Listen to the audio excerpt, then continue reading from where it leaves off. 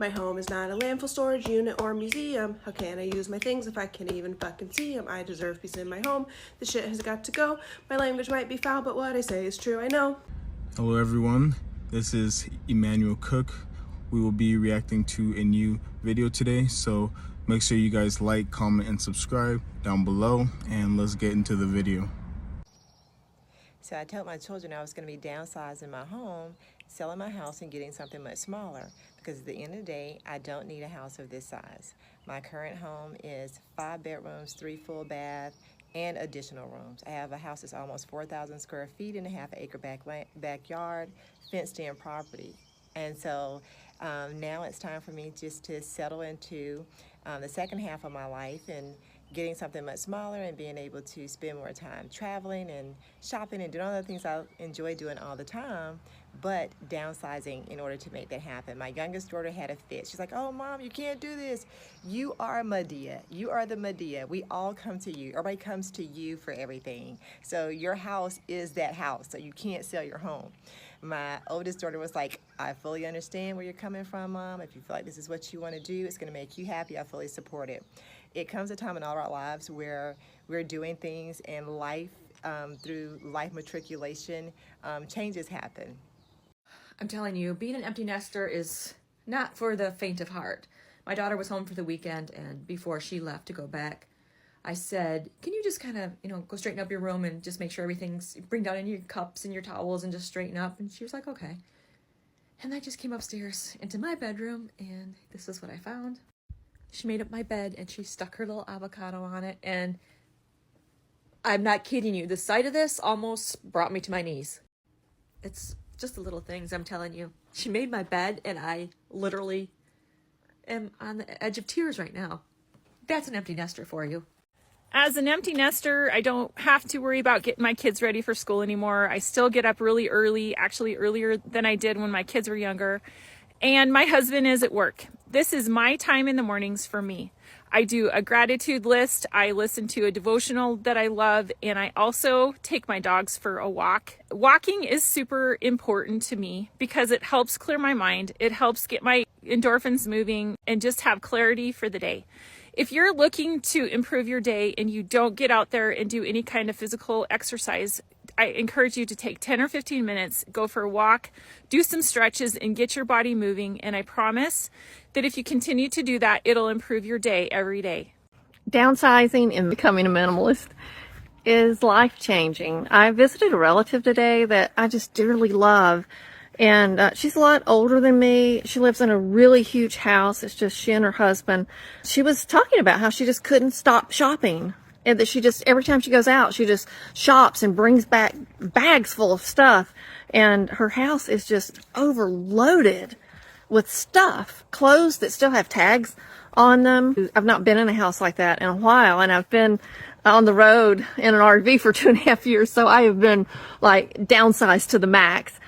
And it made me really anxious being in that house and seeing so much stuff and knowing that she's 78 years old, I think.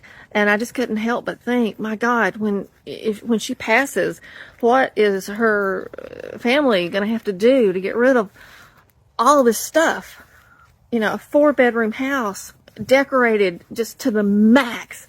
Collections of so many things in it. It's all beautiful, but it made me really anxious in there. And I just wanted to share that story to say that downsizing and moving towards being a minimalist really has an effect on your psyche. That's good. It's very peaceful. It's very non-dependent on material things for your happiness. And I left that house kind of feeling really sad for her that she's using shopping to fill up some hole in her life, and she knows it, but she can't stop it. The thing about downsizing, go for it. It makes your life so much better. We just really don't need much stuff, do we? And being on the road for 2.5 years, traveling in a motorhome definitely proved that to me. We can live with just so very little stuff. You need some encouragement to do it. Hit that follow button. Where is it? I can never keep up with where the follow button is. Which side is it on? I don't know. So how is downsizing our house going? So in case you didn't know, back in October, we moved from a 5-bedroom, 3-bath house to a 2-bedroom, 1-bath house. And at first I was really excited about the minimalist. We were getting rid of a ton of stuff that we didn't needed. But then we moved in and realized, wow, it's a lot more cramped than we thought. And I have actually been very unhappy here for a while. There's just no space. Every corner of our house is taken up by something. And there's nowhere to go to have any like private time.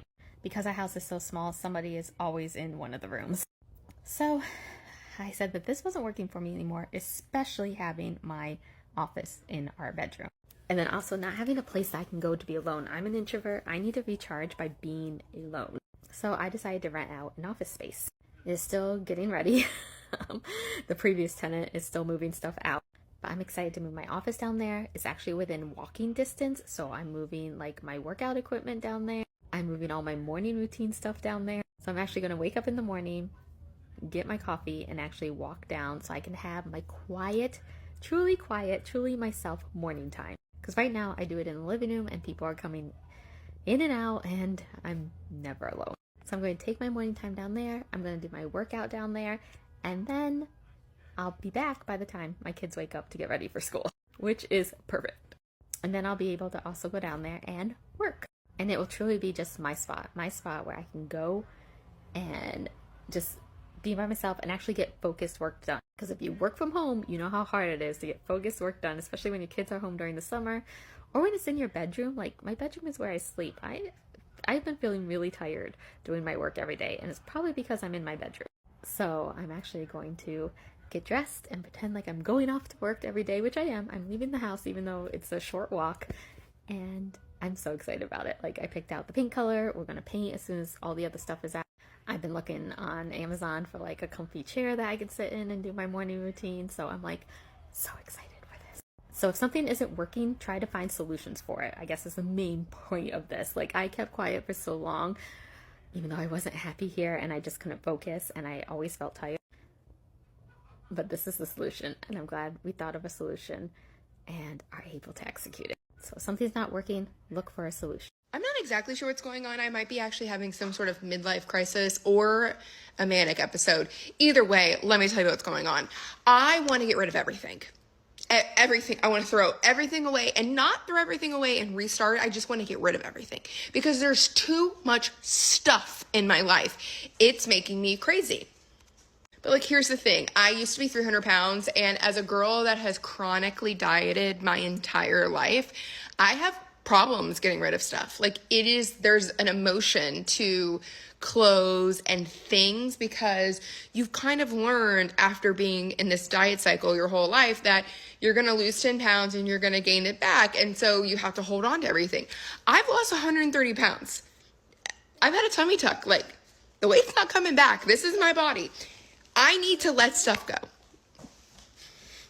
But I can't because it's hard to reconcile with this person that I was for 34 years is no longer who I am today. And that's crazy. But I'm getting to the point where there is too many things in my life. The other thing I will say is that I used to be a broke bitch. And now I'm not. I have a lot of debt. That's another story. But I am not. Like, I make a really great income. My husband and I make really good money. And so I like hold on to things because I feel like maybe one day I might need it. I can't do it anymore. Like, there's too much stuff and I'm not feeling joy and happiness in my life. So Project Less Crap, More Happiness is in full effect and no one's safe. Okay? No one. Send this to my husband. Seriously though. So I am going to be looking at my clothes, my beauty, my skin items. I don't need 35 moisturizers. What am I doing? I have literally 7 different conditioners in my shower right now. I don't need that much stuff. Like, bitch, stop it. So, nobody's safe. Nobody's safe. Even this dog right here. Your days are numbered. So I get a lot of flack for sharing our story sometimes. I'm gonna stop fiddling with my keys. Our story of downsizing our house that was too big for a simpler life and then paying off debt. A lot of times when my story is shared on different websites or whatever, I'll see a lot of people with nasty comments or the little down thumbs. And I know the reason is, and I've heard the comments plenty of times, is, well, that must be so nice for you to just sell this big house and pay off your debt. Good for you. And it's just not that simple. And number one, so many people, myself included, got into a house that I could not afford. I purchased a home that I couldn't afford in the first place. So it wasn't like I had all of this massive wealth and was like, let's sell the house and use it to pay off the rest of our credit card debt, darling. No, it was very humbling to have to say, I can't afford this house. I can't afford this. To have to tell my neighbors 18 months after I moved in that we needed to move out, and to try to do it with my head held high. Yes, there were many aspects to the house of, I hated cleaning it, I hated maintaining it. That wasn't where I wanted to be spending my time, money, or energy, but it was also requiring a lot of money, and we were struggling to get by. So to leave my neighbors and say, you can afford to live here, but I can't, is a very humbling, hard thing to have to do, and to admit I made a huge mistake, and I am willing to look like a jackass if that means that I can get out of it. And then I didn't just make like $100,000 on the house and pay off all my debt and live carefree forever. No. I had to change all of the ingrained habits that got me that far in debt in the first place. I had to take a time to look at my life and decide how I wanted it to look from there going forward, because clearly I hadn't put that much thought into it before. I had to learn how to manage money, how to pay off debt. And I didn't even know how to, I can't even explain. I didn't know what I didn't know. I had no clue. I just wanted someone to tell me. So I found those people. I struggled to pay off debt. I struggled to learn how to invest. My brain does not naturally do that. It was like the worst kind of torture. It was not easy. So many get in over our heads in some way or another and are too prideful to get ourselves the hell out. You can do it. And I'm here if you need me. Hey, my empty nester mamas. So let me tell you something I wish I would have done sooner when I became an empty nester, and hopefully it will help you out. So in the beginning, becoming an empty nester, especially for the first time, or maybe even as a mom that has several kids and it's your last baby leaving the nest, you feel some sort of way, right? You just are sad. You just don't know. Your whole life has revolved around your children, and you just have no sense of who you are anymore.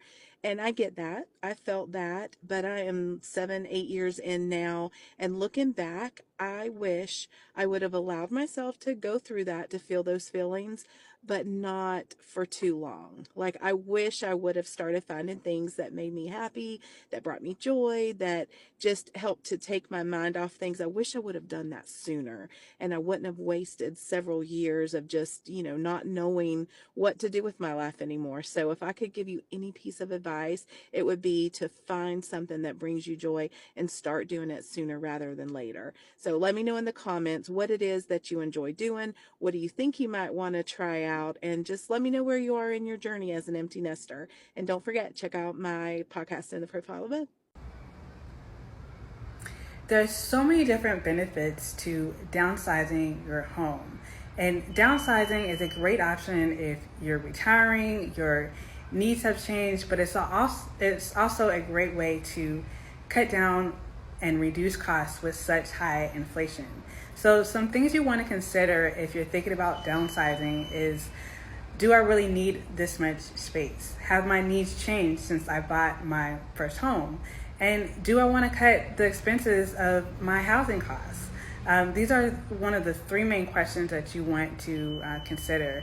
But there's also so many perks that come with downsizing your home that include cutting down the cost of utilities, the overall upkeep. And if you do currently own your own home, you typically have a significant amount of equity if you've owned it for a certain amount of years. And that equity can be used to carry over to your new home. So these are just great options if you're considering downsizing or you want to cut your overall housing expenses. So if you'd like assistance with downsizing and finding your next home, then drop downsize in the comments and I'd love to work with you soon. When you get to my age as a mom and your kids are all in your 20s, you're going to have these moments where you look back and you kind of think, how could I have done that better? Or did I do it right? Or what would I have done differently? I'm going to share this with you and you may not like it. Seriously, the biggest mistake I ever made that just shot myself in the foot and made motherhood so much harder and made being a wife so much harder was that I bought into the fib that I had to volunteer for everything to be a good mom and to be a good citizen at school and at church. Listen, you're gonna have times in your life later on where you can do those things. You can give of yourself outside of your family, but don't feel bad if you just want to focus on your family and enjoy the moments without feeling like your hair is on fire all the time. I think you'll handle young motherhood much better. The other regret I had that may not sit well with this culture today or how it works in your friend group was that I had every kid in every sport in every season, and that was such a mistake because it split our family apart on the weekends. My husband would take one to soccer while I had to take someone else to ballet and then a birthday party after. So we kind of used to say, see us Sunday night at the pizza place for dinner. Looking back, I think maybe too much of this sports and like driving our kids to participate in everything that's offered is kind of breaking our family apart or stretching us at the seams. I wish I would have known when I was a younger mom that it was possible to just say, no, I'm sitting this season out, or no, I can't drive around all day like this. I just don't want to live my life in my car with snacks in the back and TVs in the back of my car and iPads because, you know, we got to wait for one kid in the car while the other one is finishing a lesson.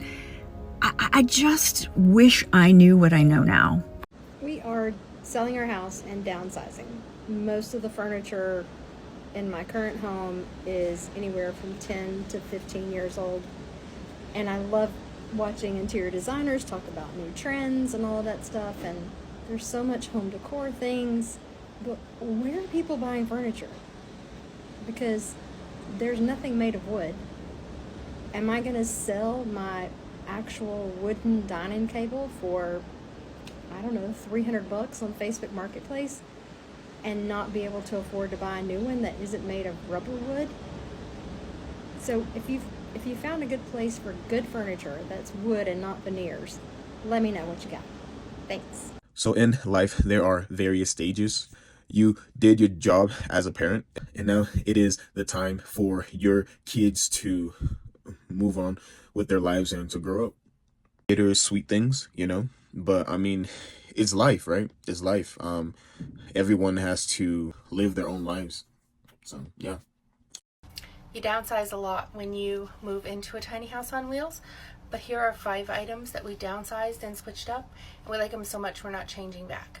The first is paper towels. No more. We have dishcloths. They can just be washed and reused. Simple, easy, and no more paper waste.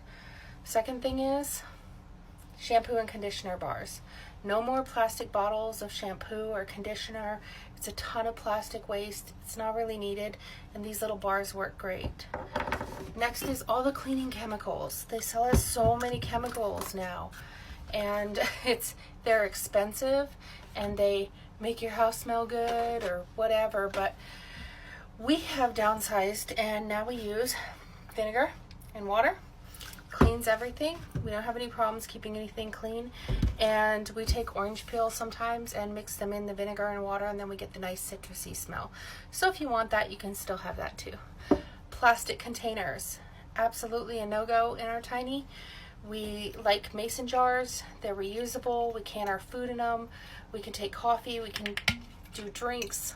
They make these little lids that go on them. Yeah, I know they're plastic, but that makes it easy for us to drink out of them, and that's probably the only plastic that we really have. If you know where I can find metal ones, let me know. And the other thing is the massive amount of pens and pencils that people keep in their houses. Like, we have two pens, and they get used all the way up. When we're done, we buy a pack of 2 pens. So we don't keep a whole bunch of pens and pencils and stuff around all the time. So those are 5 things that have helped us. Let me know what you've downsized and what you're doing in your tiny house. We do not talk enough about how hard it is to transition into being an empty nester. I'm Nakia Gray. I am taking you along my journey to figure out who the heck even am I outside of being these people's mama. And if that sounds like content that you're interested in, go ahead and hit the follow button. So let me start by saying, from the time that you become a mother, or I would even say find out that you're going to become a mother, your life really does change, because everything that you do revolves around someone else. I was looking on Threads the other day, and someone had made this post, and she said that she knows so many women who didn't have children who make it in their careers. They become, senior vice presidents or CEOs of these companies, and they regret having children. And then there were a lot of women in the comments that said they also know a lot of women who have children who also regret the decision. Now, I had to weigh in and say, I hate that we live in a country where women a lot of times feel like they have to choose between having a family and having a career. And if I'm being honest, every single move that I have made in my professional career has always been as a result of decisions I was making in my personal life that were going to affect my children. So now I am in my 40s. They are now officially gone. My son just finished his freshman year. And what I thought was going to be this, yay, I'm free time, has left me wondering, okay, what's next for me, right? Because from the time that I became a mom in my 20s, I had all of these thoughts of, oh, I can't wait till they're grown. I can't wait till they're gone. I can't wait till I'm gonna do this, and I'm gonna do this, and I'm gonna do that. And here's the truth. If you are over 40, you know this to be true, okay? The level of hustle and all of that I had in my 20s, I just don't have it anymore. And so even the desire to build this booming business, I don't really want to work that hard, right? So I am just trying to figure out, okay, what is really next? So I want to take y'all on this journey with me. I want you to go on this journey with me because I am making significant changes in my personal life. Things that I used to really enjoy, I don't really enjoy that much anymore. Things that I never thought I would want to do, I love to do, right? So pull up a chair. Let's talk about it. Come back for part 2. The number one complaint of empty nest moms is, I'm lost. I'm lost. Everybody feels lost and they're trying to find themselves, and I see it a little differently. Here's the thing.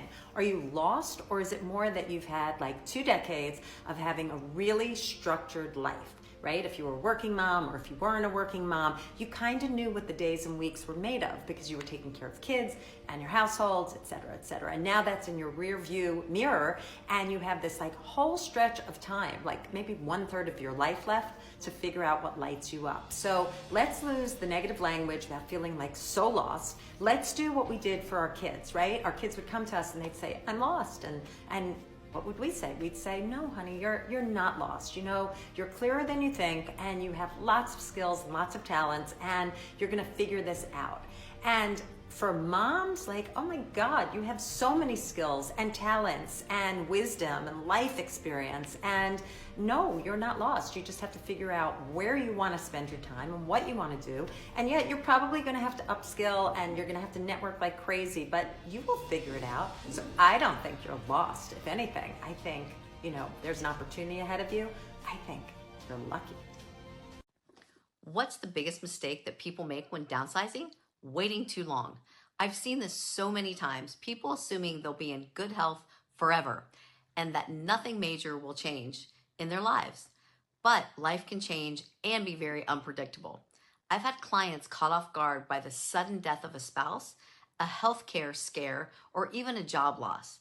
These unexpected events can make downsizing feel urgent and overwhelming. When you wait too long, you risk being forced into decisions under stress, which can lead to a less favorable outcome. Downsizing isn't just about moving to a smaller home. It's about planning for your future, ensuring that you're prepared to live comfortably and securely, no matter what life throws your way. So how do you prepare? Start with simple steps like decluttering early on, addressing your current and future needs, getting financially organized, and exploring your options and consulting with a real estate professional. Even decluttering one room on a weekend is a step in the right direction. It's one less thing to do later on. Little by little, you'll make progress and be better prepared when the time comes to downsize. If you're ready to start planning for your future, I'm here to help guide you every step of the way. I'm just curious how many other moms out there are struggling with the same thing I am. I spent the last 24 years raising 4 kids, being married,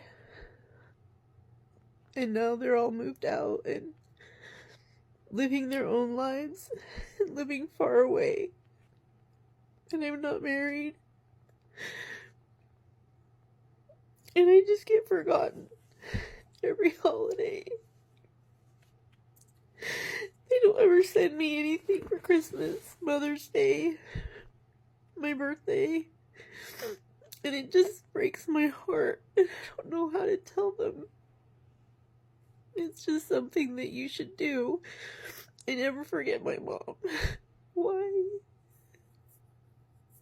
This empty nesting thing, I'm not going to complain about this anymore. Okay, like I'm not going to whine about being an empty nester and not having any kids at home anymore. I'm not doing it. Because this morning, Time Hop sent me a post from like 11 years ago, and apparently I had worked 3P to 3A in the emergency department, and I got home, and I went to bed, and I got up at 7:30 to tell my oldest daughter bye because she was going to school, and then I got back in bed, and then I got a phone call at 9 o'clock saying my other kid was sick, so I had to go pick her up from school, but apparently I had let my sister borrow my car earlier in the week, so since I'm halfway asleep, you know, I go looking for my keys and I can't find my keys. Anyway, and then I get back home from picking her up from school, and the younger ones are crying because I won't take them to a basketball game. And then everybody gonna ask me now, how come you sleep all the time? Because I can. One of the most important things to do to keep your home clutter-free, but also one of the hardest things to do when you get to be a certain age, is keeping stuff out that you never really wanted or planned on. And what I'm talking about is mom and dad are downsizing, and boy, have they found the right solution for them to deal with their stuff, and that is to pass it on to you. The problem is, if you don't have a need for something and a place for it, you don't want to bring that into your home because it's going to be clutter. That's the definition of clutter. No need, no place for it. It is so hard to say no.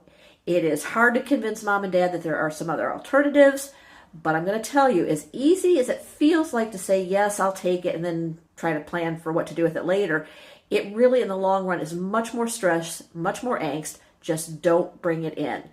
Figure out at the get-go what else can be done with it, not your home.